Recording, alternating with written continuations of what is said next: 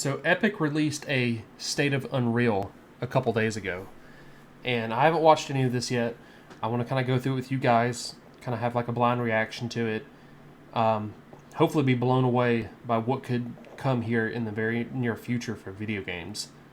It is a very long video, so I will be skipping through certain parts, like a lot of talking, that sort of thing, and I'll be giving you a bunch of feedback on it.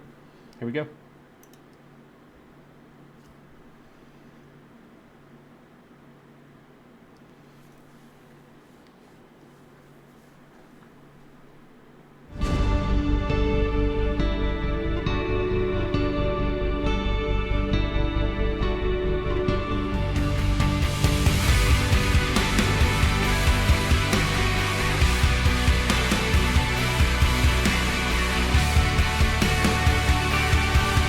Seems a little loud.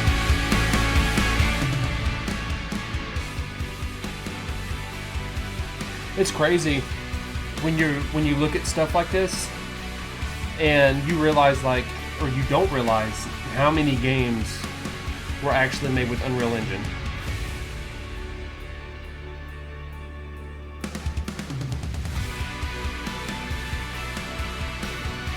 Alright, we're gonna kind of fast forward through here to see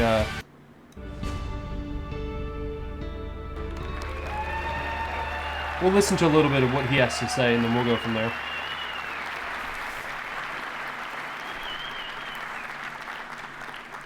Hey everyone, it's great to be back at GDC. You know, back in 2020 as the pandemic was ramping up, we were the last major company to drop out of GDC. We were the first to go all remote, and then we headed into the pandemic. Why does he sound like he's out of breath? It was a crazy time with thousands of people working from around their homes, but the company thrived. So I'd like to go through some of the things that we've done since the last GDC. First of all, we launched Project Liberty. Epic challenged the App Store monopolies. Yeah, we're in front of the Ninth Circuit Court. Europe has passed major new legislation, and the fight goes on for the freedom of all developers.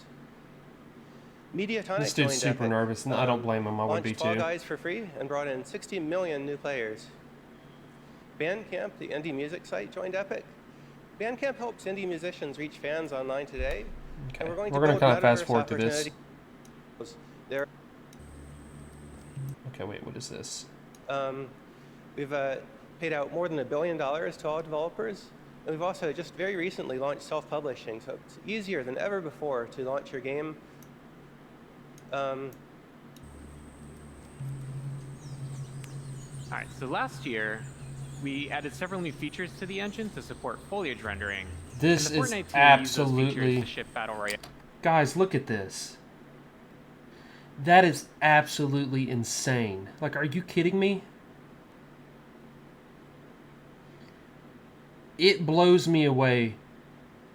Like, it gives me like the same, like almost getting chills from like seeing something like that, because it reminds me of when Oblivion came out. And I remember getting the Game Informer for that issue, the Oblivion issue, and they had the full page spread of like the grass and how detailed it was. Like, that was truly next gen, and it completely floored me, just like this is now. Like, if we have a game that has this type of foliage in it, guys, like that's crazy. Chapter 4. At the same time, Jacob over there and the team at Quixel were experimenting with what's possible for photoreal Is he foliage actually playing environments, this? as well as testing out the latest functionality that we've been building for Unreal Engine. So, Jacob's here with us today in the Unreal Editor. Let's explore the environment. And what better way to do that than off-roading? And what better way to off-road than in a Rivian R1T?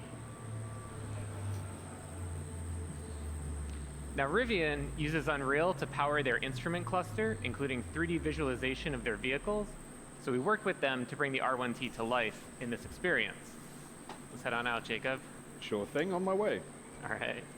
So we're building tools for interactive. Bro and is dynamic literally worlds. playing this. So here we have chaos physics simulating rocks that tumble as we drive over them, leaves bend out of the way, and we also added some real-time fluid simulation. Oh my god, are you kidding me? We worked with the team. Okay, guys, hold on. So, this being this good, just bear with me for a second, right? This is why it absolutely crushes me when we have what we have right now, right? Like we have the PS5, the Series X, and we have the Series S. We could have stuff like this right now.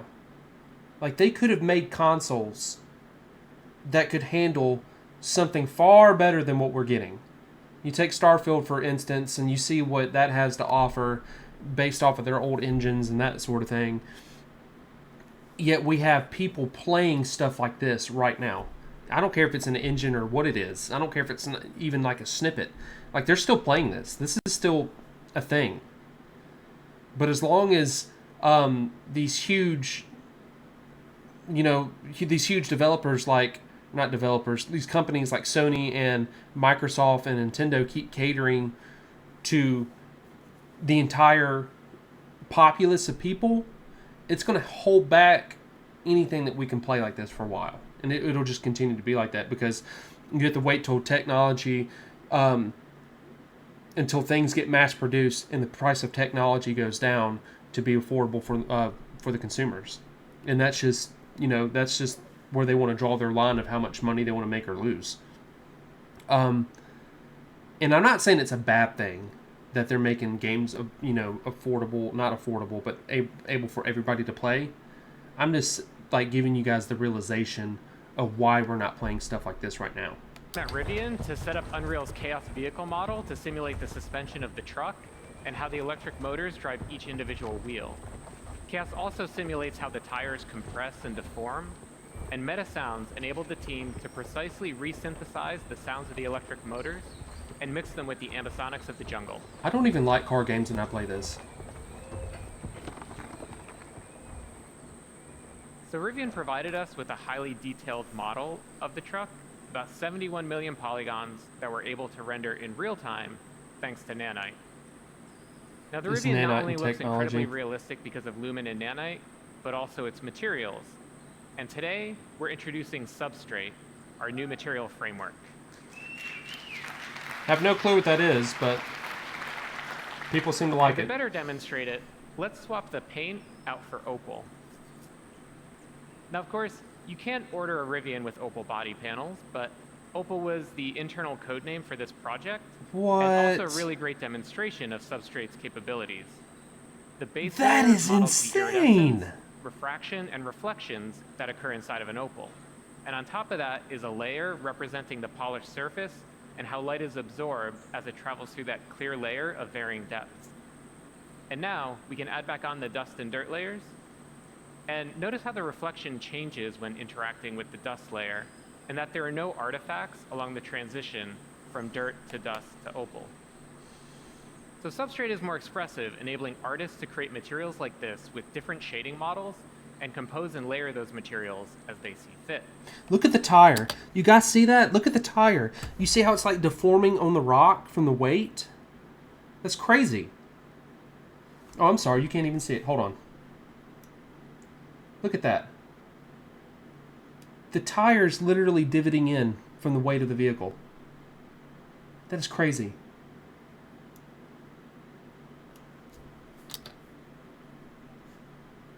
All right, let's head on out, Jacob. On my way. We're just going to watch this a little bit In longer terms and of I'll fast forward it. performance, Substrate materials that are similar to the current Unreal Engine shading model cost about the same. But now, artists have the freedom to author more complex materials for extremely detailed use cases, like in cinematics and in film. So we're going to drive under this fallen tree here, and everything that you've seen up to this point was painstakingly hand-built by the environment team at Quixel. Well, they did Everything a really since good that job. fallen tree has been built using our brand new experimental suite of procedural content generation tools. Are you kidding me? Entirely an engine that are flexible, deterministic, and artist-driven. Our guiding principle in building these systems was to empower artists to make tools for artists. So Jacob's going to go ahead and add a procedural assembly to the world. And the cool thing is that it communicates. Thank you.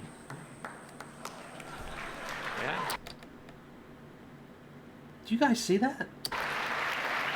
Pretty cool. And the cool thing is that it communicates with other nearby procedural elements in the scene, like the creek bed, So let's say a designer comes by, wants to direct the player to drive to the left. Jacob can simply move the assembly to the right, and everything updates to accommodate that change. Bro, I feel like I could make a Design game is with that. iterative, so let's say the designer comes back, wants to give the player the choice of going left or right again. Jacob can simply move the assembly back over. Now, the artist who created this assembly also added some additional handles that Jacob can use to art direct where rock slides occur. Allows him to customize the piece a little bit more, make it a little easier for the Rivian to drive by. So we started by handcrafting that original part of the level to set the visuals and art direction for the entire piece, and then built out procedural tools that allowed the team to create a much larger play space much more quickly. Okay, we're going to fast forward just a little bit and see The what... need for hand building on Loth. It updates global illumination in real time as the environment changes. Early in Chapter 4 development, we captured a video of Lumen enabled in a Fortnite test build.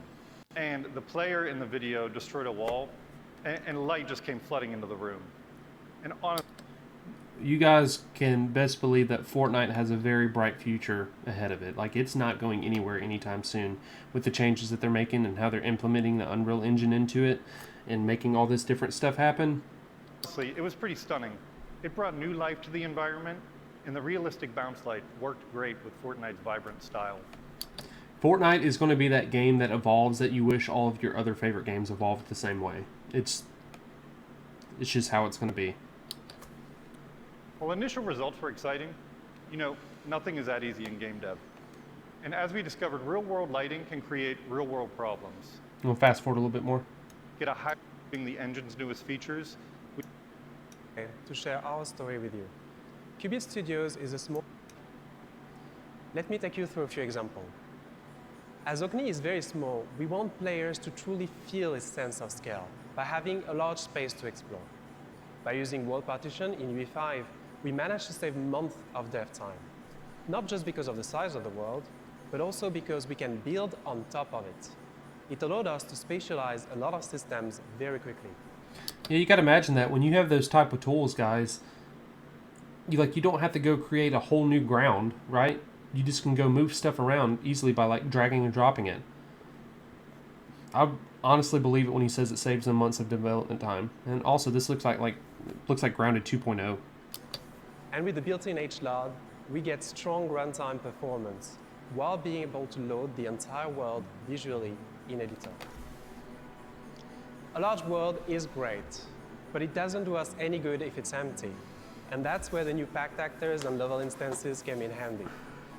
A level designer can use prefabs to quickly prototype ideas, while artists can refine those prefabs in Editor by assembling assets together. And with one file per actor, it all happens in parallel. On the animation side, motion warping allows us to use a single animation for a large range of situations. And with Control Rig, we can quickly create those first-pass animations in Editor. Oh, that looks cool. But the most outstanding features are Nanite and Lumen. We don't need to spend time on topology optimization and can directly use high poly meshes. Lighting is more realistic, and we don't have to use tricks for transition between exterior and interior. It's still absolutely crazy. All in all, working with V5 has been a tremendous time saver for us. Welcoming Vice President of Product. When we began this ambitious project, we knew that Unreal Engine was the only solution that had the tools to bring incredible visuals to both mobile and PC at launch. Here's how we put those I'm not tools sure what this is, but I'm not really into looking at a mobile game. Here at Hexworks, our goal has always been to create the most immersive game experience possible. Today, we're journeying to Skyrest Bridge, one of the game's early locations, to demonstrate just some of the impressive ways Unreal Engine 5's state-of-the-art technologies have helped us deliver on this ambitious vision for our upcoming action RPG. We want players to feel fully immersed in our world by playing as their own unique virtual persona. To achieve this, we have used a combination of technologies, including 3D scans of real people and UE5's own character customization tech. Players can create unique faces and bodies by dynamically morphing between a huge range of shapes before finessing the finer details. I know a lot of people like rave about character creators and things like that and how long they spend in them. I'm not one of those people that would spend hours and hours. So I really appreciate something like this, being able to just take a slider and throw it around real quick and figure out, what you like, what you don't like, and then just go from there. Our extensive selection of armor sets seamlessly adapt to whatever shape the player chooses. Now, that's it's really cool. important to us that we represent as wide a proportion of our audience as possible. Being able to customize your hero in Lords of the Fallen is only the beginning. I did not even realize that this is Lords of the Fallen. I am super hyped for this game. This game looks amazing, and I cannot wait to play it. I will be streaming this game day one. Each and every one of our characters is incredibly detailed, using high-resolution textures. Get up close to any surface in the game, like this tunic for example, and detail texturing provides incredible levels of micro-detail. How these objects move and behave is also crucial for player immersion. UE5's Chaos Physics engine facilitates advanced simulations for clothes, chains, hair, belts, and a whole lot more. This helps to substantially enhance the secondary motion in all our characters, making their movements look much more lifelike. The lighting in Lords of the Fallen takes full advantage of Unreal's brand new Lumen GI. We've been able to light our complex environments in real time, meaning we can immediately see the effect of a light bounce, for example, without waiting for the traditional slow baking processes. Watch how the lighting reacts as we move our light source around this environment. Wow, that's Global very impressive. illumination like this can be quite demanding on processing, so we also make use of emissive shapes to add additional details to the lighting of any space. We can then fine-tune these light bounces on our nanite meshes, providing our world with impressive levels of detail and minimal impact on performance.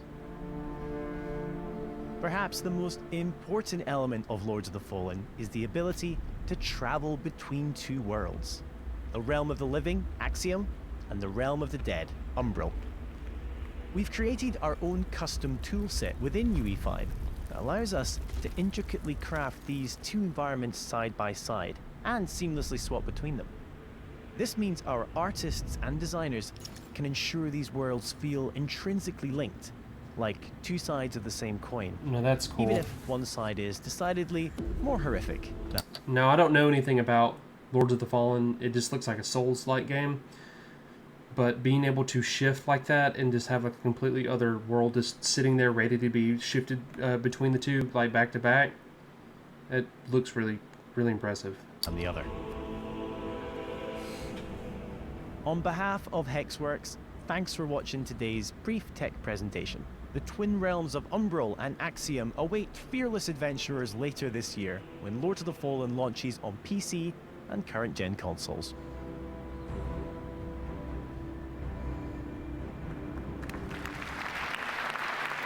Looking awesome. Thank you.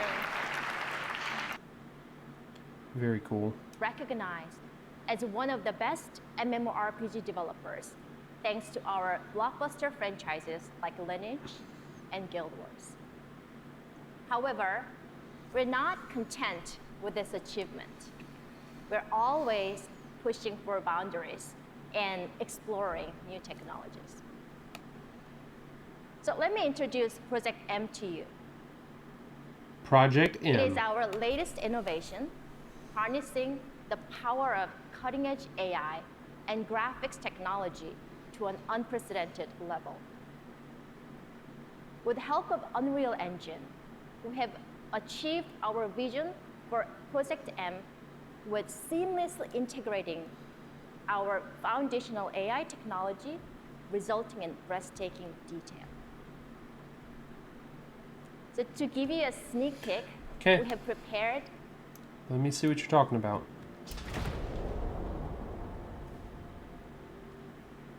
Project M is one of NCSoft's most ambitious projects to date.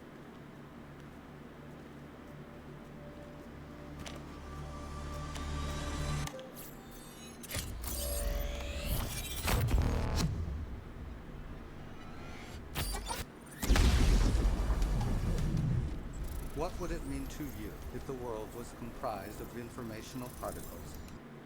I'll say this real quick. It is getting to the point with games, though, that it's very hard to tell what is actually gameplay and what's not, especially when you're talking about Unreal Engine and what we just saw a few minutes ago. Like, is this in the game? I don't know. Like, it could be. This could be someone playing it right now. It could just be like a little quick snippet of a cutscene. It's getting... Like, they have to make stuff more obvious. Otherwise, I'm just going to assume it's not, but...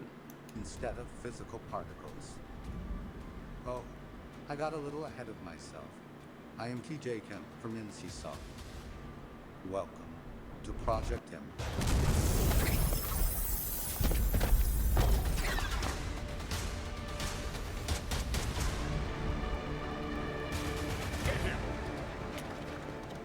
How would the fabric of simulated reality change our perceived world if we could tamper with the arrangement of those particles?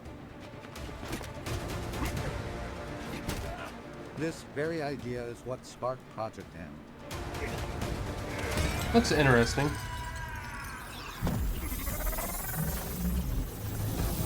I definitely have to see more on it. More about it. The informational particles that shape Project M's world can transform reality based on your choices. And each choice you make will change your experience.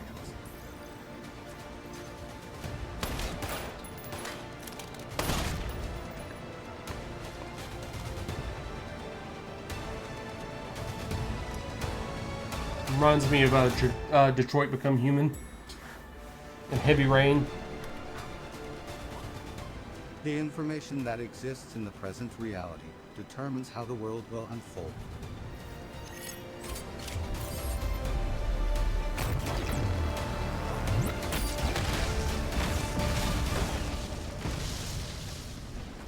I think that was a kind of a missing Value example. Every encounter and every moment. These will be essential in the world of Project M. What they're trying to show is like your actions have substantial outcomes and what happens, but the dude just literally chose to go behind cover or do one other thing that would have had no effect on that. So This is where our journey ends for now. I look forward to seeing you all again soon.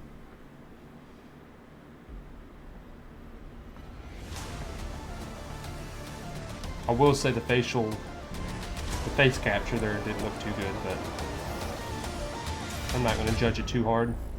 Not right now, don't know enough about it.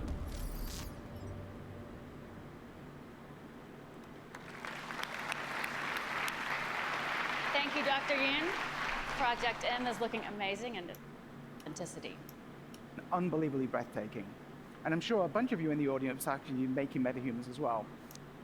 That goes by that we don't to do something that we thought would wow audiences here and sort of set a template for the future of using characters in games. So anyway, I think we're in a pretty amazing place right now with the industry, but we do want to take things to the next level. And what I want to do a little bit about is how's things going at Ninja Theory? How's the new game going? Yeah, the team and I are doing really good, and we're just extremely busy working on the follow-up to the first Hellblade, which will be called Senua's Saga Hellblade 2. I can't wait. The first game was fantastic. Thank you. I really can't wait to play it, so get it out soon. Anyway, I'm going to leave the stage and let these two take over. Go and blow people's minds. Thank See you. later. Kim. Hi, everyone. Our guiding vision for MetaHuman has been the democratization of complex character technologies, allowing you to work faster and see the results immediately. That is crazy. A character is only truly believable if its motion fidelity matches. That was cool, guys. That was really, really cool. You don't see facial expression or animation like that in today's games. Its visual fidelity, but animating at this level is a hard task for even the most skilled studios. Some of our best work leveraged 4D capture, but this took specialized hardware. Was and that the weeks guy or that... even months of processing time. Hold on 1 second. Go back 10. At this level is a hard task for even the most skilled studios. Some of our best work... Is that the guy that, the actor that does Gollum? He kind of looks like him. Leveraged 4D capture, but this took specialized hardware and weeks or even months of processing time. While MetaHuman Creator gave you the ability to generate high-quality characters, animating them still wasn't as easy. This is why I'm very excited to announce a new capability to the MetaHuman product, MetaHuman Animator. MetaHuman Animator contains the essence of our 4D pipeline, but optimized to run on a single machine. Guys, it'll eventually get to the point to where, like how I have this face cam, you will be able to put a face cam on you, read a couple paragraphs, and make a couple faces, and it'll capture everything, and it'll just implement it and animate all of it itself, and it'll be in a game. And you could have, like, there'll be no need to customize your character if you don't want to. You could literally just put yourself in there, and it'll have all the same facial animations and expressions and everything, just like that. And that's probably not too far in the future, to be honest. It is able to use iPhone as well as stereo professional See? systems. And today, we're going to demonstrate how it works. Exactly what I was just For this, talking we're about. going to need Mel, our technician John Cook, and just the phone. They're about to do this in real time. Mel, can you take your position, please? Sure. Let me know when you're ready. Okay. Okay, and action. I need performance capture to work like a mirror. I need it to capture whether I'm acting scared or angry. And sometimes, all I need is a look. Cut. Thanks, Mel, that was great. Yeah, you're welcome. Okay. Our technician John is currently pulling Mel's performance from the phone onto his machine, where everything will be processed locally. We have updated our LiveLink Face mobile app to capture all data at the best resolution possible with the device. MetaHuman Animator uses video and depth data to convert this data into high-fidelity performance animation, and it can even use audio to produce convincing tongue animation. John is currently scrubbing through the take to pick the section that he wants to process. John, are we all good with the data? Awesome. So John's from like, now on, it's just a ready. single button click to kick off the processing, which for a performance of this length will take less than a minute to convert into animation. So Mel, while that is processing, let me show you something else. Yeah. Oh, is that me?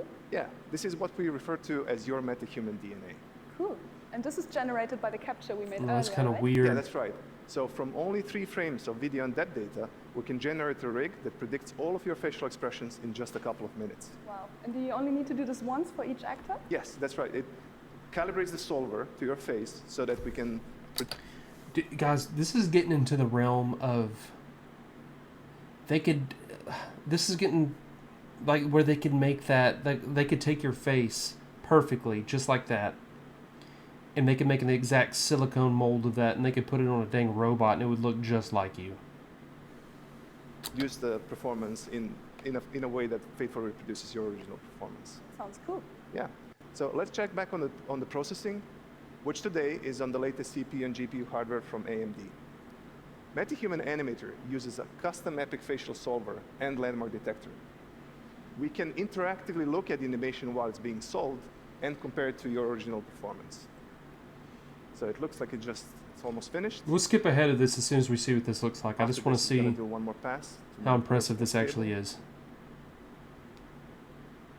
Really quick. And from here on, we just need to export the animation. This takes only a few seconds. And then John needs to drop it in the level and add the audio so that we can see the result. So Mel's MetaHuman should now be ready in the level. Mel, excited to see the results? Yeah, can't wait to see it. What? I need performance capture to work like a mirror. I need it to capture whether I'm acting scared Guys. or angry. And sometimes, all I need is a look. So it doesn't look... It looks like it's 90% there.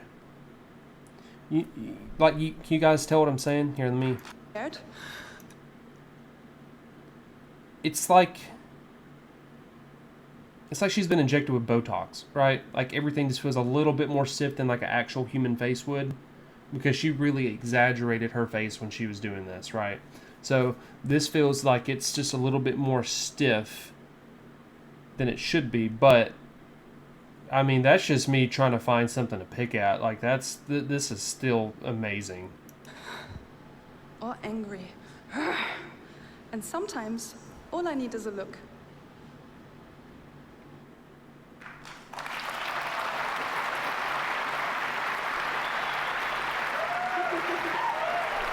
Crazy stuff, dude. Or edited in any way, or edited. And they're still talking about it here. All right, let's talk about the future of our creator marketplaces. We all know one of the biggest challenges for 40 million. Foundation of Sketchfab.com, from leading art studios, AAA game developers, it's your work. Inside Fortnite. And because of creative, Fortnite is already much more than a game. Yeah. It's already a place where players find games and what we have noticed, of course, our long-term goal is to make the entire feature set of Unreal Engine, or bring the entire feature set of Unreal Engine to UEFN. But also over time, yeah, people can already do some insane stuff inside of Fortnite.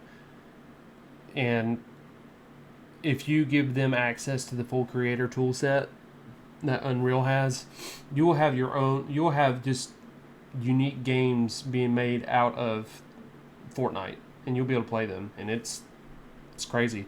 That's why I said Fortnite's not going anywhere. The future for Fortnite is going to be everything you wish all your other games were. to expose many of the other services designed specifically for this purpose. Game to check out the results. So even though you have access to tons of Fortnite content, with UEFN you can make content that looks nothing like Fortnite. This is a section from Forest Guardian, a tech demo built in UEFN that we are launching today. A big feature of UEFN is the ability to import your own custom assets. So we used a few 3D models, textures, and materials that we built just for the project. And all the lighting in the cave was made possible thanks to Lumen, our real-time global illumination system. That's You can also crazy. find more content like Quixel Megascans and Sketchfab models in our initial alpha release of the Fab plugin for UEFN. All assets are curated and optimized for use in Fortnite, and the full version of Fab will launch later this year. You can also create and modify materials, so you can change the look and feel of objects easily. And you can import skeletal meshes, and then animate using Sequencer and Control Rig. Everything you've just seen is available today in the public beta version of Unreal Editor for Fortnite. Crazy, dude.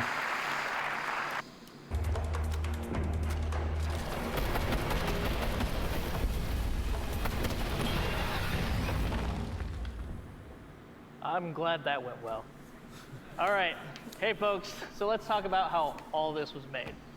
Michael here has the scene open in Unreal Editor so we can take a closer look. For the environment, we built this level using Quixel Megascan assets, many of which are available in the Fab UEFN plugin. So- we also used custom content. I want to skip ahead. They're showing the tool sets that they can use inside of Fortnite that that Epic has put inside of Fortnite through the Unreal Engine, and this is all created in the game. Like, you can have like assets imported that don't even look like anything that belongs to Fortnite, and you can make the entire maps and worlds and all that other kind of stuff with it. That we built just for this demo. See, And slow-mo too.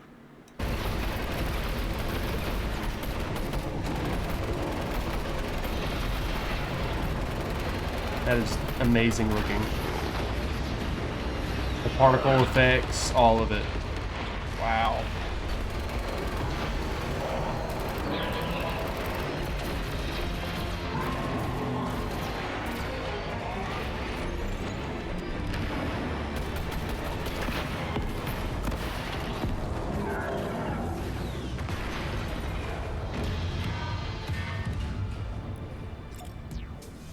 Huh.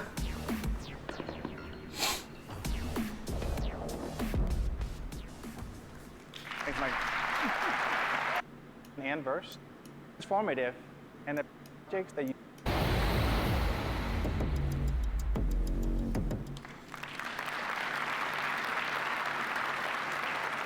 Crazy stuff, dude. I can't wait to see I what think this is going to be a really powerful combination. On see what voice, games have. creative mode, each other, I think it's just more Future of talking to this. videos. Who are, you know, we went from Yeah, that will it happen- is. All right, guys. So yeah, there is a lot of stuff to look forward to in the future if this is just a glimpse at it. I was most impressed by that video at the beginning of the procedurally generated forest and things like that. It makes me want